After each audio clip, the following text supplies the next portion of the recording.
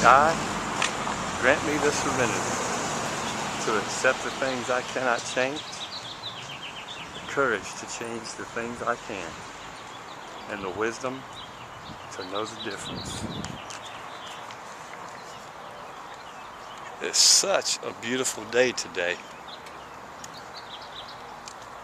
When I got out of work, I went and I met a new friend in Oakland. She had iced coffee and I had a smoothie. We talked for about 2.5 hours. And it's just amazing how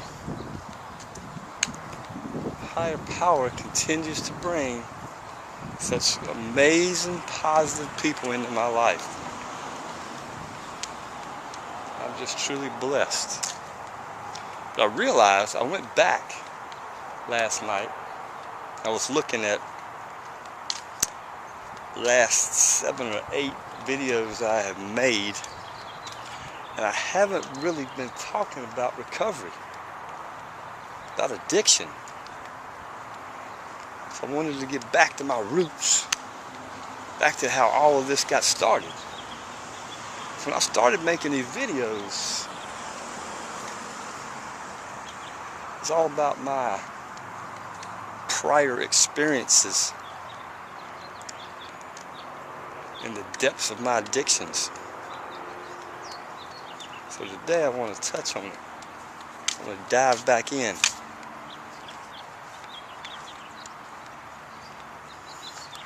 My addiction took me to many dark, lonely places. I was an isolator. I'd get my drug, my alcohol, and I would lock the door, pull the blinds, and party time was on. Man, what a sad, sad way to exist in life. Hiding from the world, altering your mind,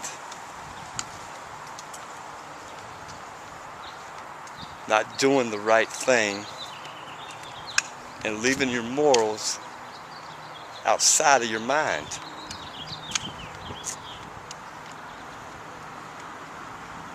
That's what drugs will do to you.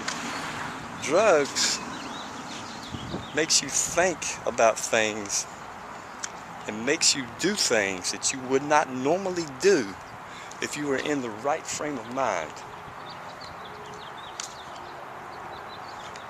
It makes you become a monster that nobody wants to be around, regardless of how well you think you're hiding your addictions, regardless of how well you think you're conducting yourself. It's not really you. See, I became a very negative, evil, just mean person. I didn't care who I hurt. I didn't care who I ran over, as long as I got what I wanted. Very selfish.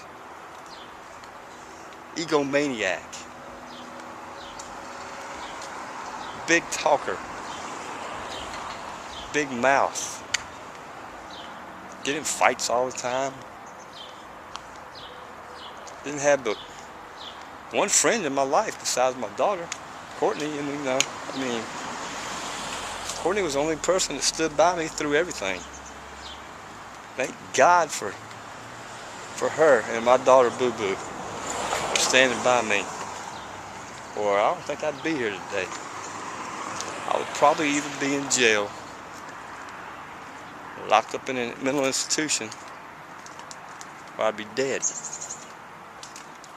I don't want to be in any of those 3 places. It's amazing how I allowed my addictions to control everything I did. When I didn't have it, that's all I thought about was how I could get it. When I did get it, I thought about how I could get more. Thought about how I could make it last. Thought about how I could just somehow become someone else. I ran from who I was.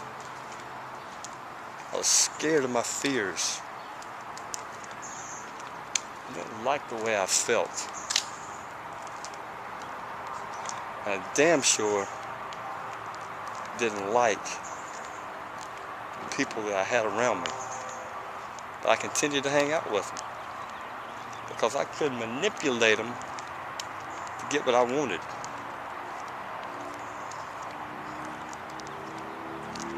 That's why today, almost 15 months clean and sober with no slips. Monday will be my 15th month. I'm free of all that.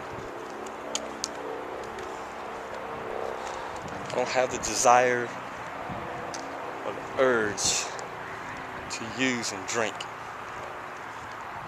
because I can't handle it. I don't need to go down those roads anymore. I went down that road so many times, wasting so much money, hurting so many people. But you know who I hurt the most? Myself. I hurt myself mentally, physically, spiritually, morally. Man, I was bankrupt on all four of those areas in my life when I finally realized I had to make a change. If I didn't make a change, it was going to be, the end was near. Thank God for the fellowships of Alcoholics Anonymous and Narcotics Anonymous, and for my ability to accept my responsibility for my actions, for my words, for my decisions, and for those bad choices that I made. I don't want to make those choices anymore. That's why I've surrounded myself with the best people ever in my life at any time, who listen to me, who give me wonderful feedback. And when I step out of line, they have the responsibility to smack me back into line. I've given it to them. But I tell them, man, if I do something stupid and I don't realize it, man, smack me upside the head and go, what the hell is wrong with you, Ken? Because I want to do the right thing in every situation. When I was drinking and using, I didn't care about none of that. I didn't care what anybody said. All I did is what Ken wanted to do. Can't live life like that, man. You got to accept your responsibilities in life. If you're a parent, you are responsible to be the best parent you can be. When you go to work and you clock in on somebody's time clock who has given you the privilege to work there, you need to work 110% every day. When you're a friend to somebody, you listen to them. You help them. You do everything you can to let them know that their friendship means the world to you. And you're there for each other through the good and the bad.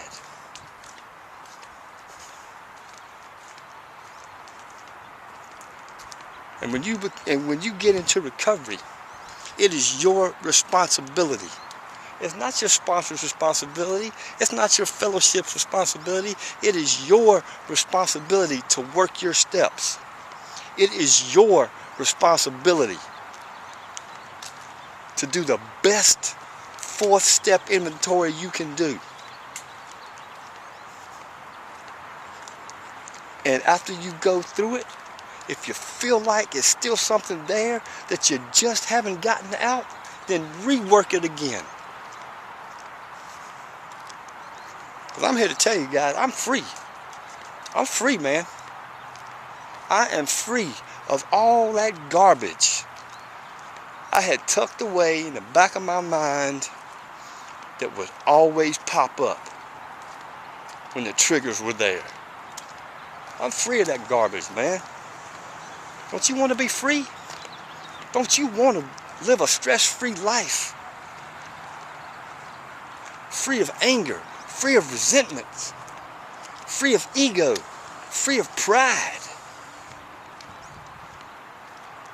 Free to be who you really are. Because your true friends, your family members, the people who hold you so dear in their heart, they're going to accept you. It may take time. The walls that you built, it's going to take time to knock them down. But remember what I always say. If you talk the talk, you better damn sure walk the walk. Because they're watching. And your actions are a lot louder than your words. So if you're out there and you need help, and you feel hopeless, and you feel like you have nowhere else to turn, you better check your spirituality. You better get on your knees, and you better ask God, or whatever your higher power is. It can be a tree, the ocean, the sun, the moon, the universe. Ask them for help.